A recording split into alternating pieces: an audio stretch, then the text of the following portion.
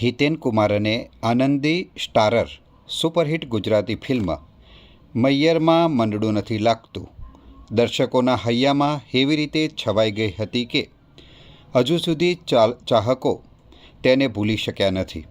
ત્યારે દર્શકો માટે આ સુપરહિટ ફિલ્મ સિનેમાઘરોમાં પુનઃ રિલીઝ કરવામાં આવી છે। મૈયરમાં મંડળું નથી લાગતું વર્ષ 2001માં રિલીઝ થઈ હતી। રામ અને રતનની જોડીએ એ સમયે ધૂમ મચાવી હતી। ગુજરાતી ઇન્ડસ્ટ્રીમાં પહેલીવાર એવું બન્યું છે કે કોઈ ગુજરાતી ફિલ્મની સિક્વલ બની છે। તમને નવાઈ લાગશે કે આ ફિલ્મની અભિનેત્રી જેને રતનનું પાત્ર ભજવ્યું છે એ આનંદી ત્રિપાઠી એક નોન ગુજરાતી અભિનેત્રી છે। 25 વર્ષ પહેલાં રજૂ થયેલી આ ફિલ્મ ડીસાના શ્રીરામ સિનેમામાં પણ ધૂમ મચાવી હતી। તે વખતે સવારથી જ લાંબી કતારો લાગી જતી હતી અને એ વખતે આવું કોઈ ડિજિટલ પ્લેટફોર્મ ન હોવા છતાંય દર્શકોને ખેંચી લાવવાનું કામ સિનેમાઘરોના માલિકોએ કર્યું હતું। ત્યારે 25 વર્ષ પહેલાંના સ્મરણોને શ્રીરામ થિયેટરના માલિક પ્રકાશભાઈ ભીમાણીએ વાગોળ્યા હતા।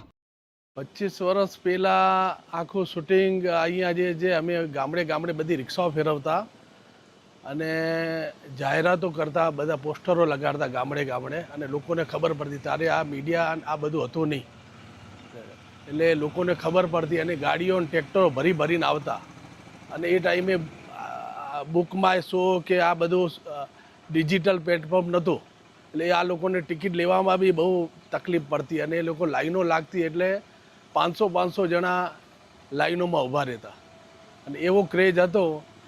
પહેલા શોમાં ના મળે તો બીજા શોમાં બેસે, બીજા શોમાં ના મળે ત્રીજા શોમાં, આવી રીતે 5 શો કરતા અમે 25 વર્ષ પહેલાં। અને ટોટલી ફેમિલી ટોટલી લેડીઝ વર્ગ આવતો। સમજો મારી 500ની કેપેસિટી છે તો 400 લેડીઝો હોય અને એટલું એના ગીતો એટલા મધુર હતા, લોકોને આમ બહુ મજા આવતી। હવે એ ટાઈમે મારું થિયેટર બી 25 વર્ષ પહેલાં મારું જે થિયેટર બનાવ્યું આ ફિલ્મ માટે મેં માંગણી કરી હતી અને એ ટાઈમે એ પિક્ચર એટલું હિટ જતું હતું, ક્યાં પ્રિન્ટ નીકળતી હતી, ત્યારે પ્રિન્ટ હતી। હવે જે આખો યુઓપોથી છે, ડિજિટલથી છે, એ ટાઈમે પ્રિન્ટ નીકળતી નથી, એટલે પ્રિન્ટ માટે અમે ઘણી ભલામણ કરી અને પિક્ચર ભાઈ મારે આ તમારું જ લગાડવું છે, તો એમને એ ભલામણ સાંભળીને મને પિક્ચર આપ્યું। એ ટાઈમે 25 વર્ષ પહેલાં મારું સિનેમા જ્યારે ચાલ્યું, આજે મારે સિનેમાને 25 વર્ષ પૂરા થયા દિવાળીએ। આ દિવાળી 2025 25 વર્ષ મારા શ્રીરામ સિનેમા ડીસાને પૂરા થયા છે। એટલે એ ટાઈમે મને આ પહેલું પિક્ચર આ પાલવડે બાંધી પ્રીત એ લગાડ્યું હતું અને લોકો ટોટલી ગાડીઓ ભરીને આવતા હતા અને બહુ બુકિંગને સારામાં સારો કલેક્શન આવ્યું હતું।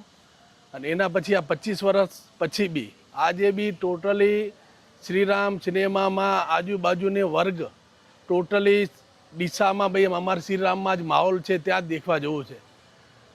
અને એટલો ને એટલો ક્રેઝ જે છે ને, હમણાં પહેલાં એ ટાઈમે ટિકિટનો દર હતો 15 ને 20 રૂપિયા, હમણાં 300 રૂપિયા 200 રૂપિયા ટિકિટો છે। તોય આ ફિલ્મ જોવા માટે, પિક્ચર દેખવા માટે થિયેટરમાં લોકો ખાસ પસંદ કરે છે ને એટલો લોકોનો એડવાન્સ બુકિંગ બુક માય શોમાં થાય છે, પછી પેટીએમમાં થાય છે અને હવે તો ડિજિટલ 300 રૂપિયા આપીને ખુશ થઈને જાય છે કે ભાઈ અમે બહુ મજા આવી આ પિક્ચર। ફિલ્મો જે આવી છે નવી અને આ મૈયરમાં મંડળું લાગતું તો ગ્રામીણ ફિલ્મ, તો બેમાંથી કયો વર્ગ છે કે બંનેનો વર્ગ જુદો છે?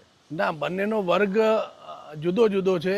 ઓલું કોમેડી ઉપર એ બધું છે, જે નાટક ભજવતા હતા ને, અર્બન પિક્ચર નાટક ટાઈપનું આખું હોય છે।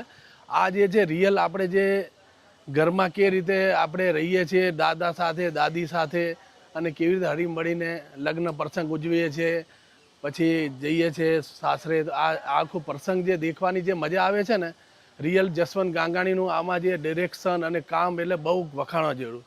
હું તો એમને તારીફ કરું છું। એમના જે પિક્ચર મેં લાયા છે એના પછી પાલવડે બાંધી પ્રીત એ બી મારે અહીંયા 25 વીક ચાલ્યું હતું ને અહીંયા જસવંત ગાંગાણી બધા આવ્યા હતા અને એ અહીંયા સિલ્વર જુબલી ઉજવ્યું, એમના બી બધા આખા અહીંયા પોસ્ટરો ને બધી 25 વીકના છે અને આમનું કામ જસવંત ગાંગાણી એટલે બહુ વખાણે। આજે અહીંયા તો ડીસામાં તો સારું ચાલે છે, પણ આખી ગુજરાતમાં આ લોકો પિક્ચર શ્રીરામ આમાં થિયેટરમાં દેખવા ખાસ જાય છે।